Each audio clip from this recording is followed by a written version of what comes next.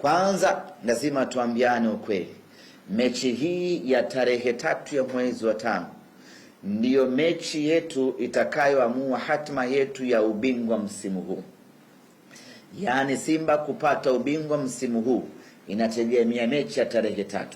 Simba kukosa ubingwa msimu huu inategemea mechi ya tarehe 3. Ukitazama msimamo wa ligi kuu ya NBC mpaka hivi sasa, tumezidiwa alama 5 na mpinzani wetu.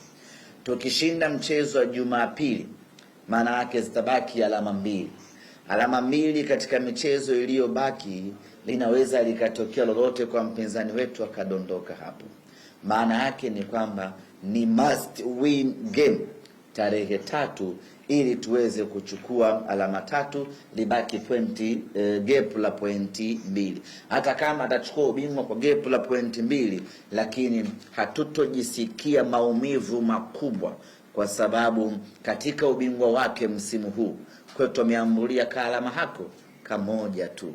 Kwa hiyo hii ni mechi yenye kuamua hatima yetu kwenye mrengo huo. Lakini kama tunapoteza mchezo huu, maana yake ni kwamba gap linakuwa pointi 8. Gap likuwa pointi 8 kwa timu ambazo zitakuwa zimesalia huko mbele. Huoni huyu bwana akidondosha pointi 8 katika mechi ambazo zimebakia. Lazima tuelezane ukweli, ndugu zangu wana Simba. Kama sisi tutashindwa kupunguza gap na kubaki pointi 2, usitegemee Singida, sijui Azam, Pamba, sijui nani sijui aje ampukutisho huyu bwana pointi 8 zikapukutika, Simba akawa bingwa. Nini maana yake? Adui unayemweza mwenyewe, malizana nayo mwenyewe. Usitegemee mpinzani wa nje aje akusaidie kupambana na adui yako. Adui huyu tunamweza sisi wenyewe.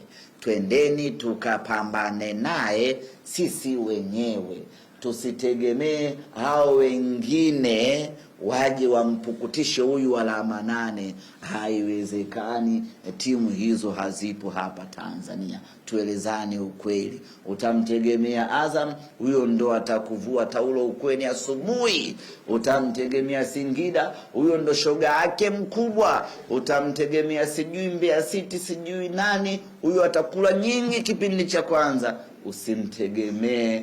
Wanasema mtegemea cha ndugu ufa masikini. Tusikubali kufa masikini, ndugu zangu wana Simba. Twendeni wenyewe tukapambanie hizi alama 3 za tarehe 3.